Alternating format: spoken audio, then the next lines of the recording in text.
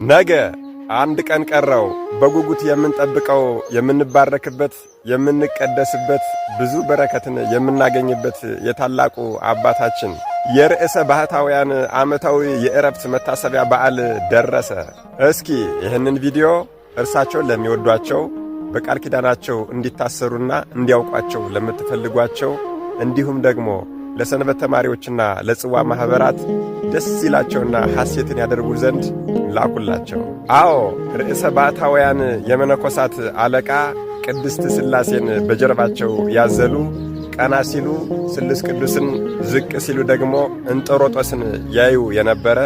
አንድ ሰው የእሳቸውን ዝክር እየዘከረ ነገር ግን እናትና አባቱ ወይም ደግሞ ዘመዶቹ ሞተውበት ሲኦል ቢገቡ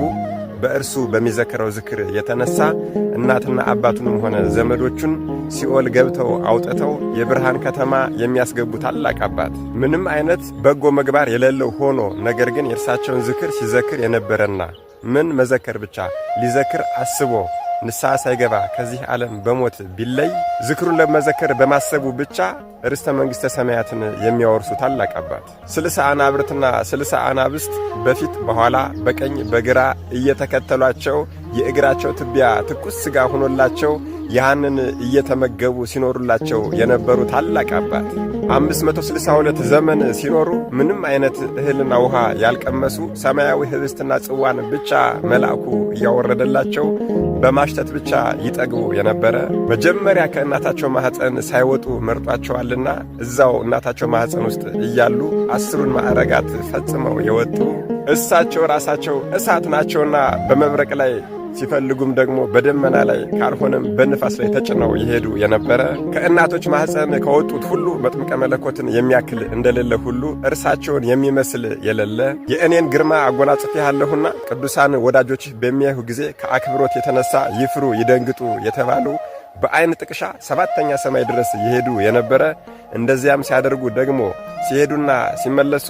እሳቸው ካልፈቀዱ በስተቀር ኮቴያቸው እንኳን የማይሰማ መላእክት እንኳን መውጣት መውረዳቸውን የማያውቁባቸው ስማቸውን በመጥራት ብቻ የእሳትን ባህር የሚያሻግሩ እስከ 15 ትውልድም ድረስ የሚያስምሩ የገድላቸውን መጽሐፍ ለጻፈ ላጻፈ ለሰማ ላሰማ ላነበበ ላስነበበ እንዲሁም ደግሞ ገዝቶ በቤቱ ላስቀመጠ ርስተ መንግሥተ ሰማያትን የሚያወርሱ ታላቅ አባት በእርሳቸው በስማቸው አምኖ ለተራበ ያበላ ለተጠማ ያጠጣና ለታረዘ ያለበሰ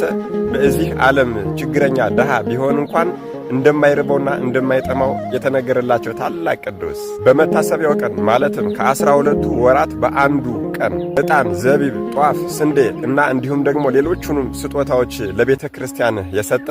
እንደ አንተ ንጹሕ ይሁንልህ ርስቱም ክፍሉም ከአብርሃም ከይስሐቅ ከያዕቆብ ጋር ነው የተባሉ ከግብፅ ወደ ኢትዮጵያ በመጡ ሰዓት አገራችን ኢትዮጵያን በአራቱም አቅጣጫ አዩአትና ጌታ ሆይ ለዚህች ቅድስት አገር ሰው የላትምና ሰው አዘጋጅላት ባሉት መሠረት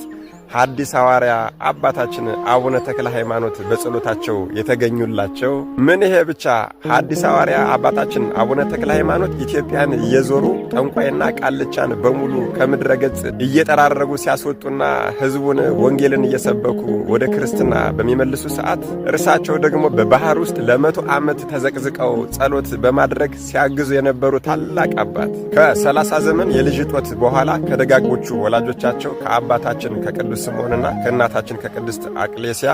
በብስራተ ስሉስ ቅዱስ ሲወለዱ በእዚያው የተወለዱ ቀን ለአብ ለወልድ ለመንፈስ ቅዱስ ከጨለማ ወደ ብርሃን ያወጣኸኝ አመሰግናለሁ ብለው 3 ጊዜ የሰገዱ እኒህ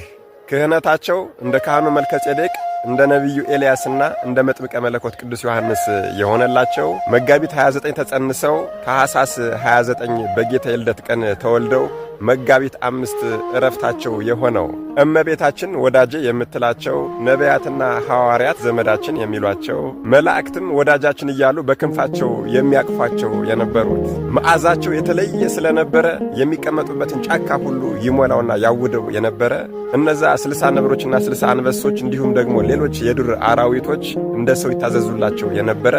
ጸሎት በሚያደርጉ ሰዓትም ደግሞ ቀጥ ብለው ቆመው አብረዋቸው ጸሎት የሚያደርጉ ለጸሎት ገና እጃቸውን ዘርግቶ ቀና ሲሉ 7ቱ ሰማያት እንደ መጋረጃ ተገልጾላቸው ቅድስት ሥላሴን በአንድነትና በሦስትነት ይመለከቱ የነበረ ዮሐንስ ወልደ ነጎድጓድ፣ ዮሐንስ ፍቁረ እግዚእ፣ ዮሐንስ አቡ ቀለምሲስ የተሰጠው ቅድስት ሥላሴን በአንድነትና በሦስትነት የማየት ጸጋ ለእሳቸውም ተሰጧቸው የነበረ ጌታም ከባለሟልነታቸው የተነሳ በእየቀኑ እየመጣ ይገለጽላቸውና ወዳጄ ምን እንዳደርግልህ ትፈልጋለህ? እስኪ የልብህን መሻት ንገረኝ በሚላቸው ሰዓት በሲኦል በደይን ወድቀው ያሉትን ነፍሳት በሙሉ በማወቅም ሆነ ባለማወቅ የሠራሁትን ኃጢአት ይቅር ብለህ ማርልኝ ይሉ የነበሩ ሩህሩህና የዋህ አባት። ጌታችንም ወዳጄ ሆይ የለመንከኝን አልከለክልህም፣ አይደለም የለመንከኝን በውስጥ ያሰብከውን ራሱ እፈጽምልሃለሁ ይላቸው የነበሩ መታሰቢያን ያደረጉ ትንሹንም ትልቁንም ሁሉ እምርልሃለሁ የተባሉ በእየቀኑ የጌታን ሕማማትና ዓርብ ቀንን እያሰቡና እያስታወሱ 400 ሺህ ስግደት እየሰገዱ ቀኝ ፊታቸውን 300 ግራ ፊታቸውን 300 በድንጋይ ጥፊ ይመቱ ነበር። መድኃኔዓለም ኢየሱስ ክርስቶስም በዚህ ተጋድሏቸው የተነሳ በተወለድኩበት በተጠመቅኩበትና በተነሳሁበት በእነዚህ 3ቱ ቀናቶች 1000 ነፍሳትን ከሲኦል አወጣልሃለሁ የተባሉ የኢትዮጵያን ሕዝብ በሙሉ ማርልኝ ብለው በዝቋላ ገዳም ለ100 ዓመት በባህር ውስጥ ተዘቅዝቀው የጸለዩ በዚያም ደግሞ 700,300 የሚሆኑ አጋንንት በፍላጻና በሱፋጭ ድንጋይ ሲዋጓቸው የነበረ ከ100 ዓመት በኋላም መድኃኔዓለም ኢየሱስ ክርስቶስ መጥቶ ኢትዮጵያን ምሬልሃለሁ ከእናቴ ከቅድስት ድንግል ማርያምም ቀጥሎ አስራት አድርጌ ሰጥቻለሁ ብሎ ቃል ኪዳን የገባላቸው እኒህ እንደ ሰው ተፈጥረው እንደ መላእክት የኖሩ ርዕሰ ባህታውያን አባታችን አባ አቡነ ገብረ መንፈስ ቅዱስ ነገ መጋቢት 5 የዕረፍት በዓላቸው ነው። መድኃኔዓለም ኢየሱስ ክርስቶስ ከርዕሰ ባህታውያን ከሩህሩህና ከየዋሁ አባታችን አቡነ ገብረ መንፈስ ቅዱስ ረድኤት፣ በረከት፣ ምልጃ፣ ቃል ኪዳን፣ ፍቅር አይለየን። አሜን። ይቆየን።